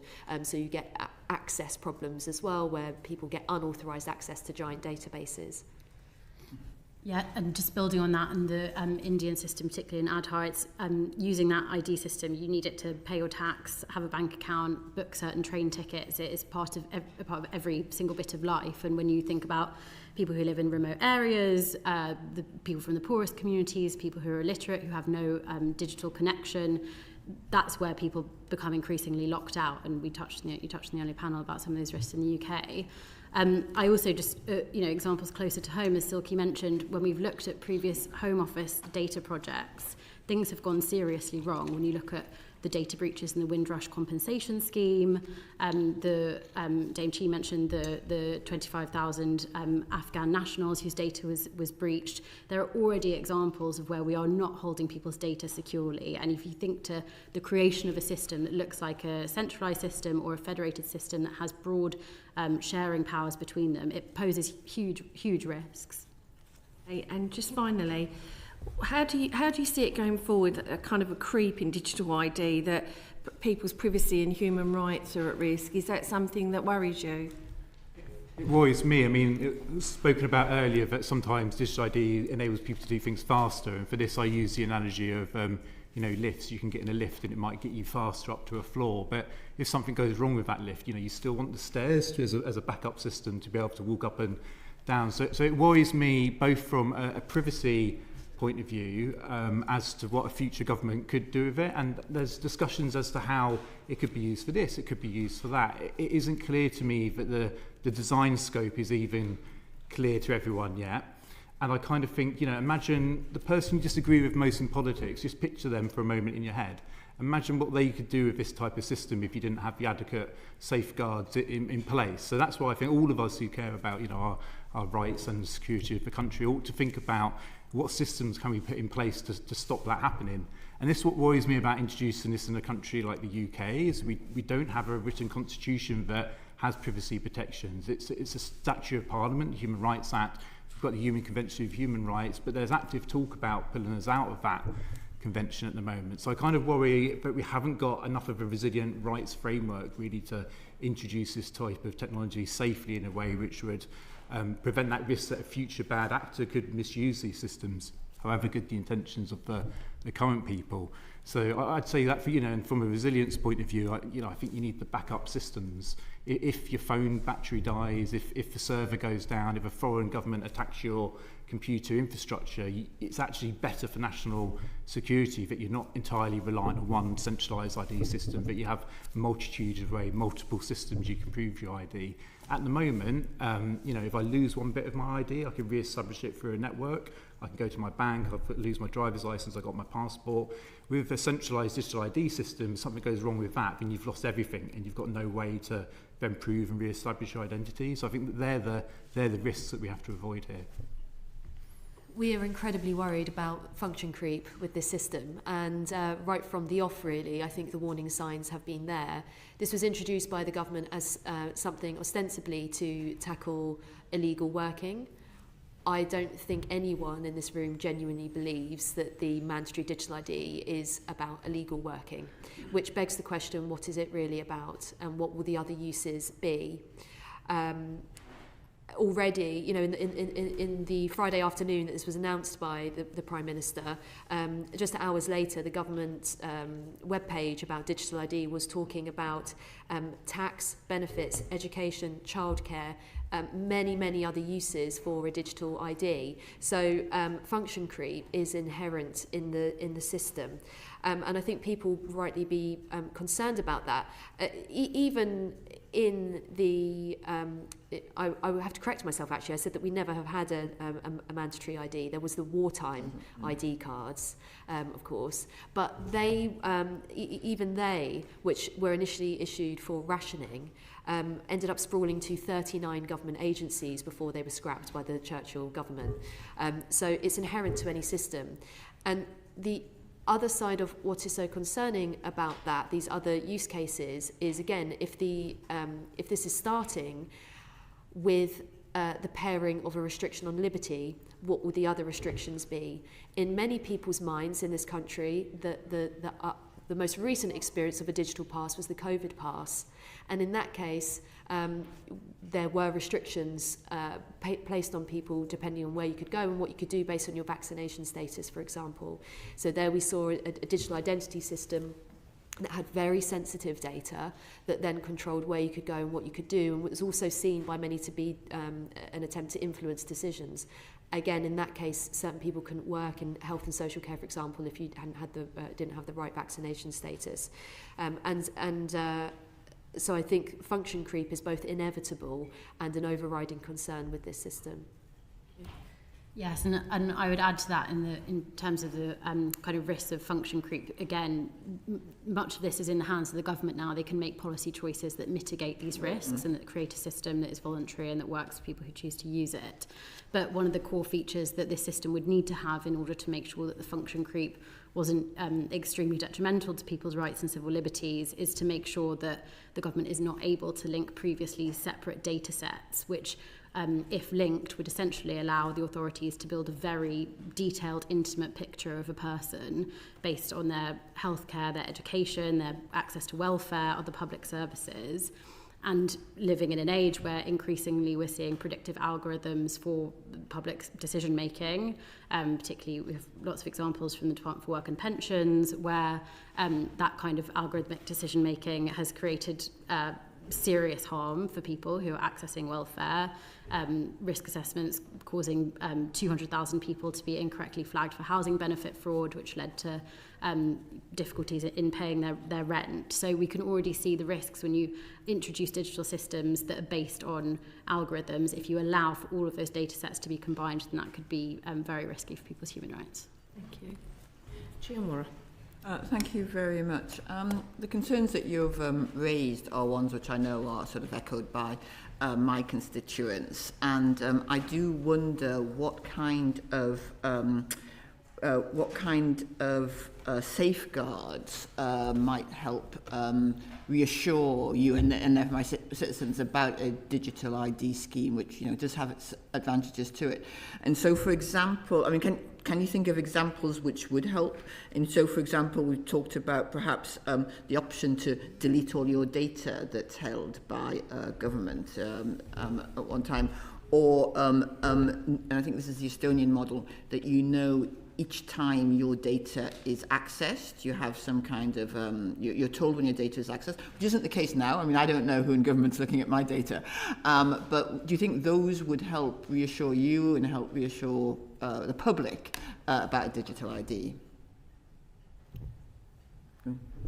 I mean, there are things that you can do to design systems which are more privacy-centric and focus and restore some trust. I think part of the problem we have in the UK is people generally have low trust that when something goes wrong with their data, it will be well regulated and action will be taken. You see that with things like the Afghan data breach and the number of government data breaches in general. There's low trust there in the whole kind of information security environment. Part of the problem with that is we have a data protection information commissioner who is reluctant to take action against government departments or organisations. So CEOs do not prioritise. That's part of it. The point you make about the logs, being able to see who has accessed a record and for what purposes, that's really important. However, we also have to acknowledge that we live in a legal system where authorities can also check and access people's information essentially in secret through things like Investigatory Powers Act or RIPA, so people may not even know when their files are being accessed. Things like that would help. I think like not having it as a centralised system, having it something where government could issue a credential to a wallet that you could see as open source. You could maybe like even build that wallet yourself if it met the framework and met that. Maybe it could be issued to something like your Apple or Google. It was a credential, it's a driver's license, rather than an all singing, all dancing ID system. Part of the problem here is the point mentioned about algorithmic data sharing. Quite often, issues of data sharing, moving government together, get conflated with this issue of issuing a credential to a digital wallet. So when we talk about digital ID, suddenly we're talking about data sharing, we're talking about pre-crime algorithms, all that kind of stuff. So I think separating out the debate would help, and separating out the arguments around data sharing from government being able to issue a digital credential. Would you like to add anything? Yeah, please.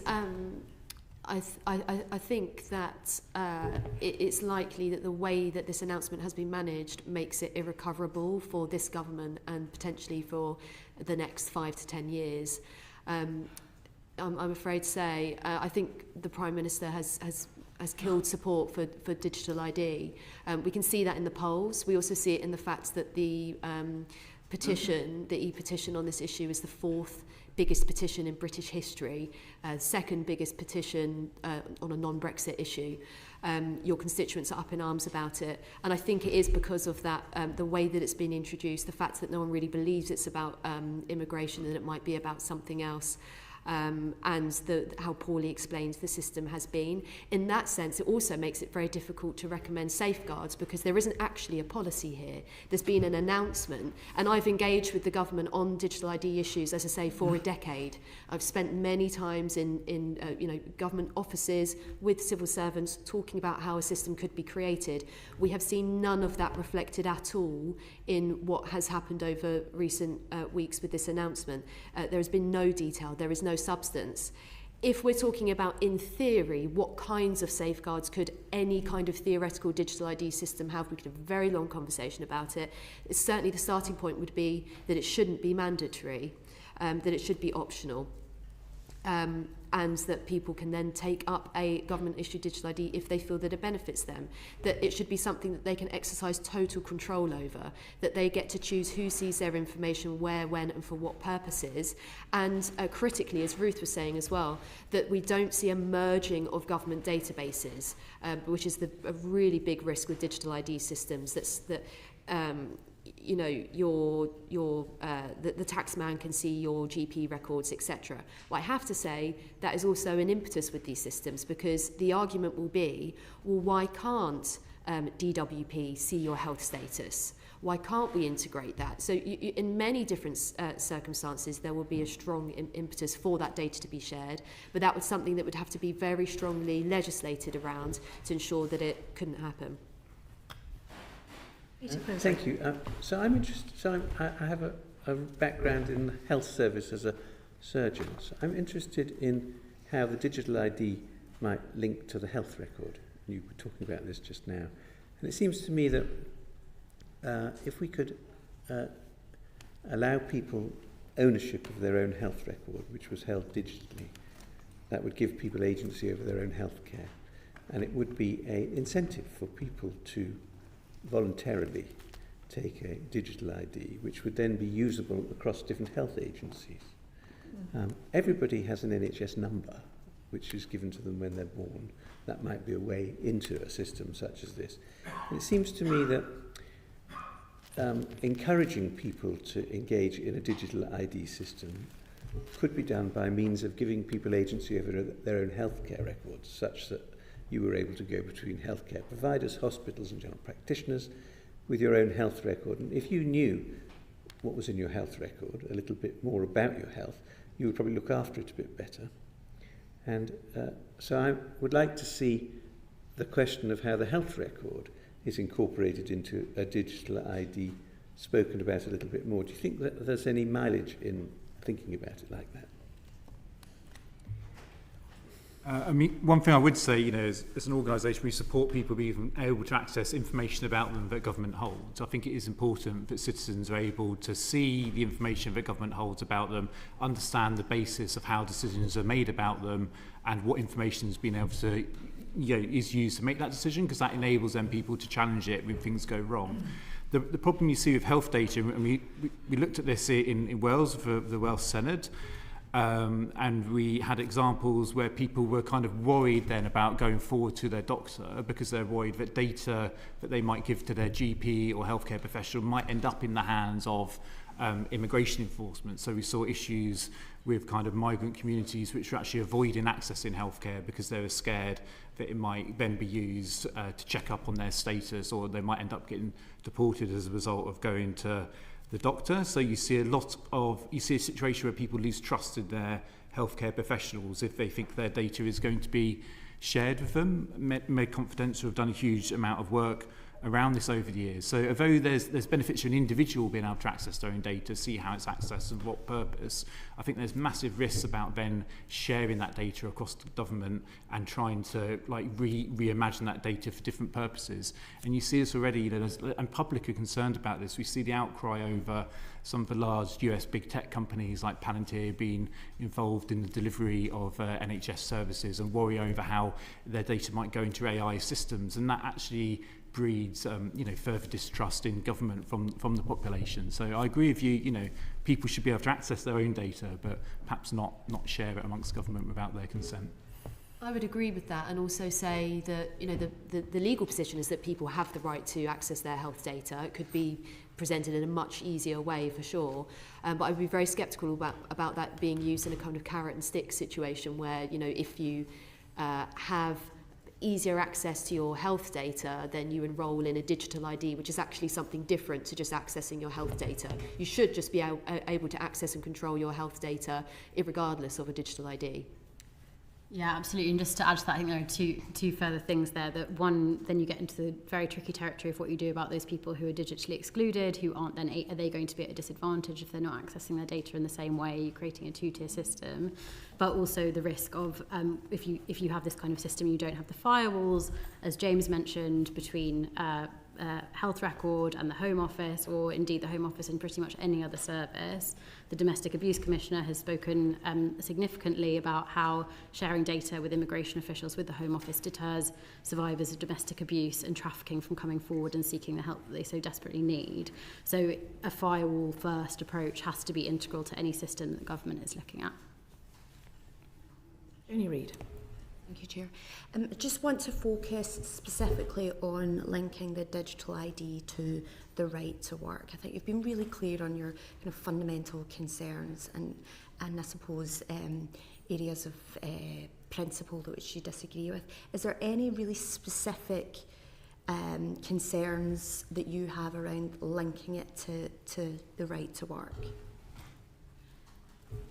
I mean, I'd say it has the potential to marginalise people from being able to participate in the economy. If something goes wrong with their digital ID, they're excluded from being able to earn a living. So that to me seems a real risk. We know that exclusion is a real problem that happens with these digital ID systems around the world. And we know that where it's been introduced already under the visa scheme for migrant workers, that is a problem that currently exists.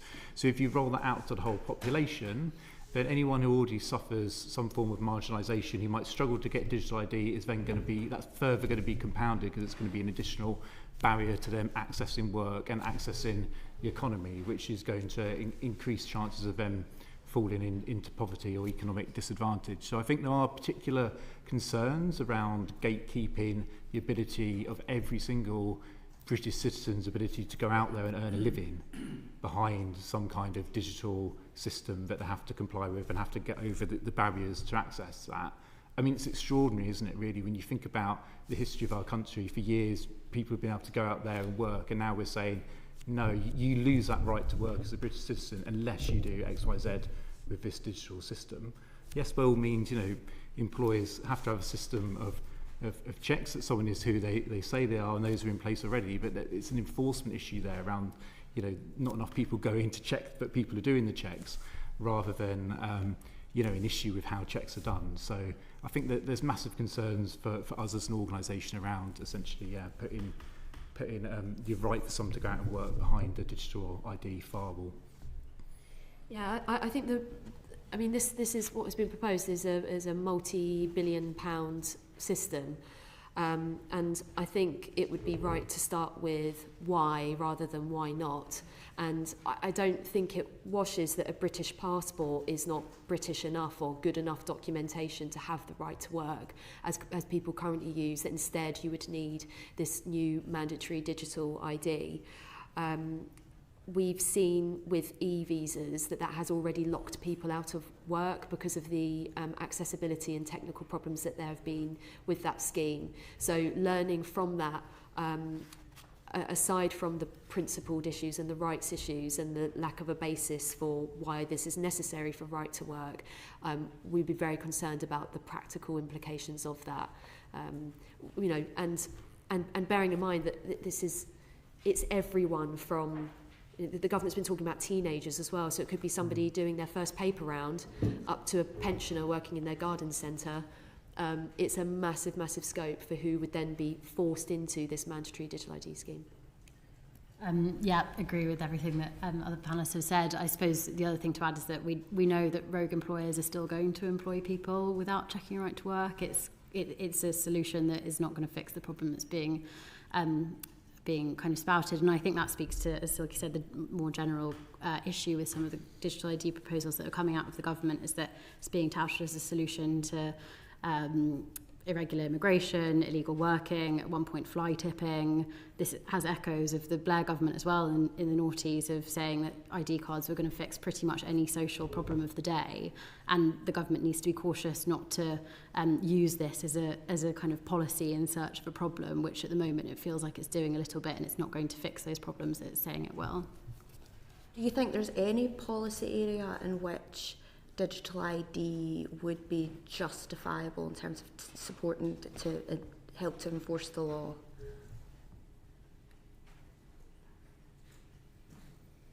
I mean, it's so difficult to answer that question, because what is meant by digital ID is so different. Every country has got a different digital ID system. You know, in theory, like, if you imagine, I mean, and every country has experienced difficulties trying to do it, but in theory, you could design a system which was fairly privacy friendly, where government departments issued credentials to a variety of public and private sector wallets, and there was no tracking, and you had a really good human rights framework within which protected that, and you had a really good functioning information commissioner where if things go wrong, you know, they'd actually find someone for their mistakes and hold them to account. If you had all of those things in place, and you could imagine a system where it'd be more convenient for people to have it as an option on their smartphone, and have that choice between a physical ID and a digital ID, because there are some situations where using digital identity is quicker, and that already exists in society at the moment. You know, I already use, I've used my bank credentials, for example, to do things.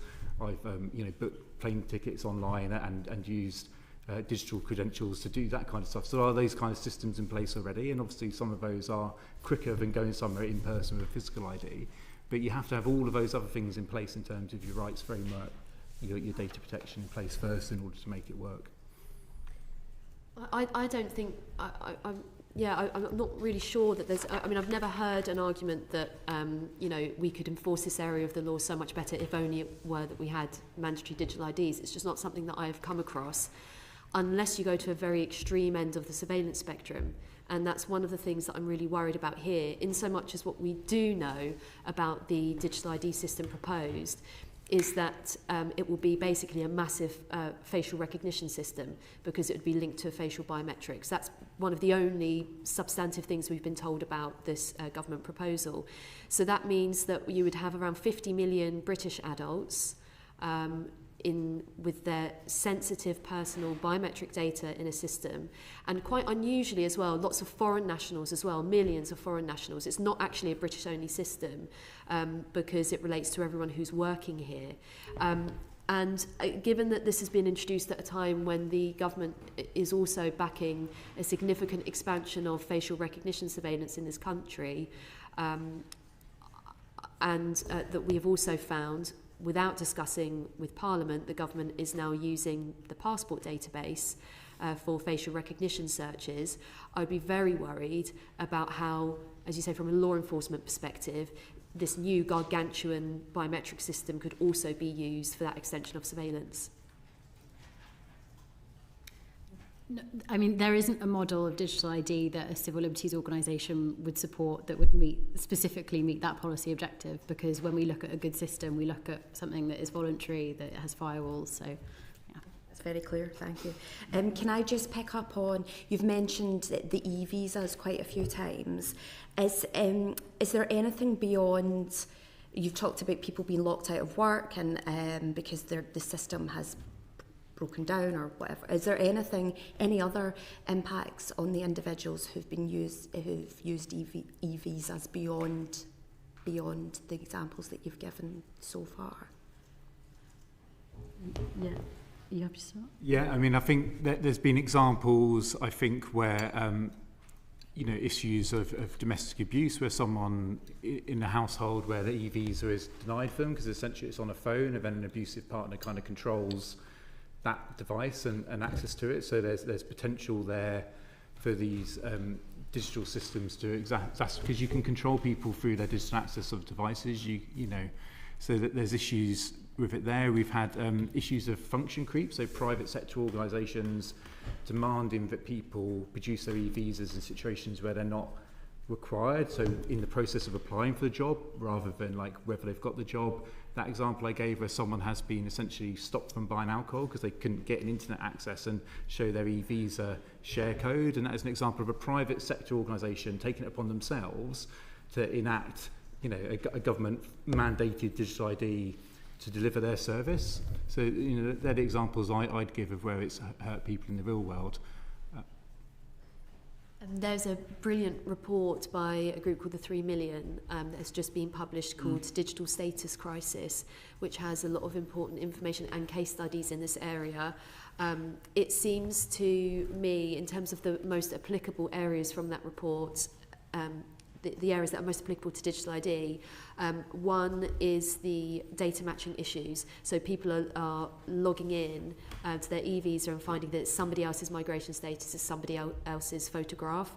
So there are just very basic data issues. And then the second tier of issues is around access failures. Whether that's on the user side, obvious things like if your phone runs out of battery, you don't have good internet access, but also on the system side, if there's a system issue. And then people are finding it very, very hard to get in touch with the Home Office and try and do something about it. So there are case studies in this report where people have been locked out of work, travel, education, for example. Yeah, and in addition to that, people being wrongly told they have refugee status, being unable to travel back to the UK from holiday, being charged with NHS treatment when they shouldn't be, kind of untold human misery that this system not working has caused, and really highlights the risk of creating a digital product like this. I'm sure that many of you, through casework or through family or friends, have supported people to apply for an e-visa. It is a nightmare. It is so difficult to do. For the most digitally literate, for people who work in the sector, it is unbelievably hard.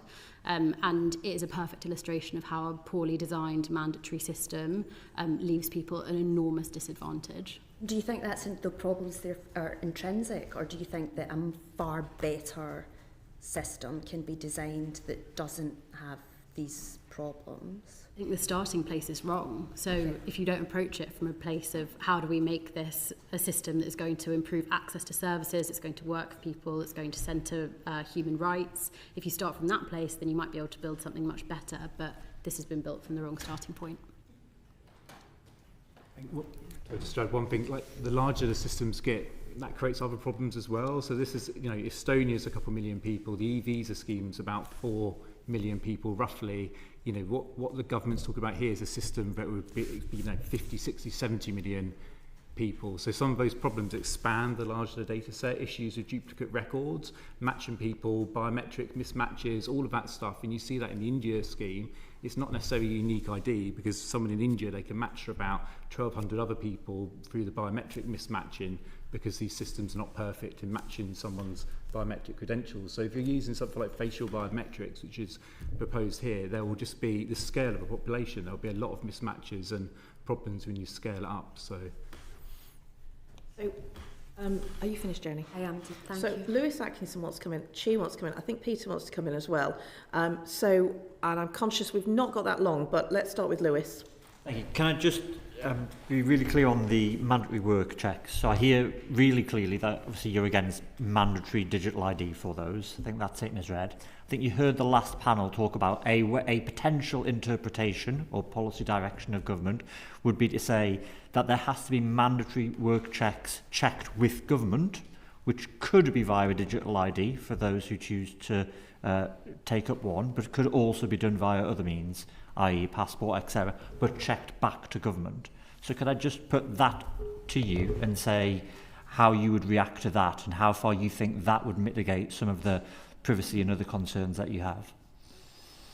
I think, you know, allowing people a multitude of ways to prove their ability to work would be great. You know, not making them rely on e-visa if they've got passport, driver's license, anything else would be fantastic and really sensible. thing to do. I'd raise a little bit of concern as to what then happens with that data that goes back to government and what's it being used for. Is that going into like an AI algorithmic system to try and automatically detect discrepancies with their bank accounts to work out who is or isn't illegal working? Because if that's the intention, then you're going to start flagging a load of people wrongly and wrongly persecuting a load of people, as we saw recently with the scandal with HMRC, where people leaving the country got flagged as not entitled to their benefits when they were. So I'd say, what is that data then going to be used for, and what purpose? That's the real question there.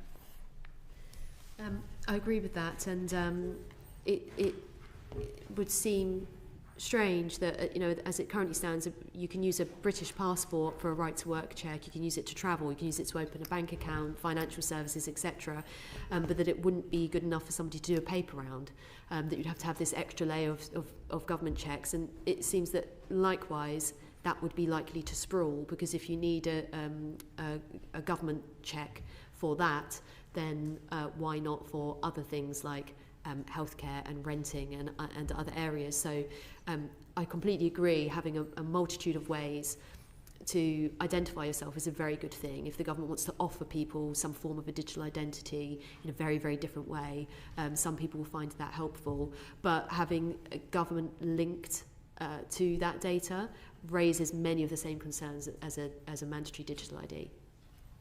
Yeah. Thank you. Just to follow up on that, because I have concerns about digital ID, as I've set out, but you seem to be saying that any form of digital ID is concerning.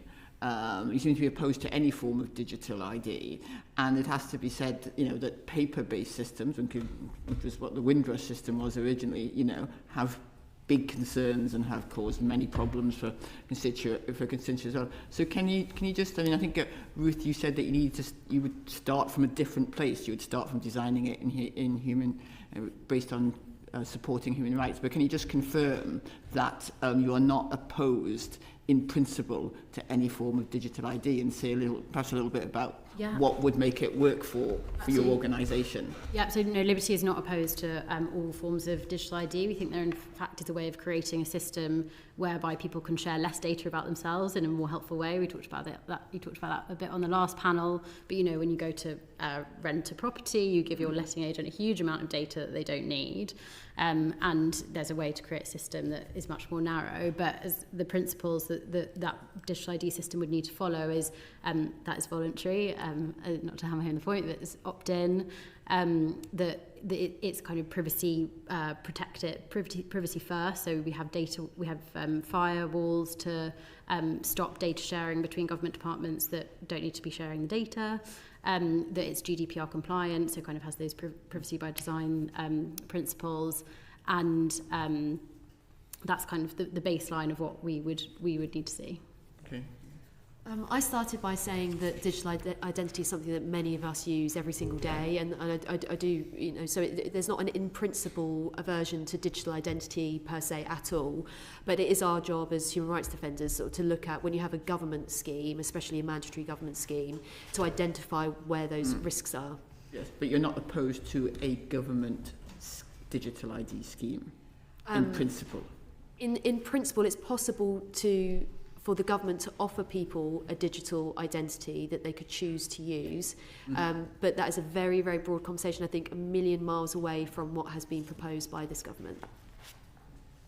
Same kind of position, really. I think we're in danger perhaps of losing some of the institutional memory around how to do this right, because there was the privacy advisory group that came up with the kind of principles around how to do identity assurance, and they were kind of published, and they're still on DCIT's webpage, and there's a whole list of those are there already. So work has been done around how you could do this in a better way that respected people's rights.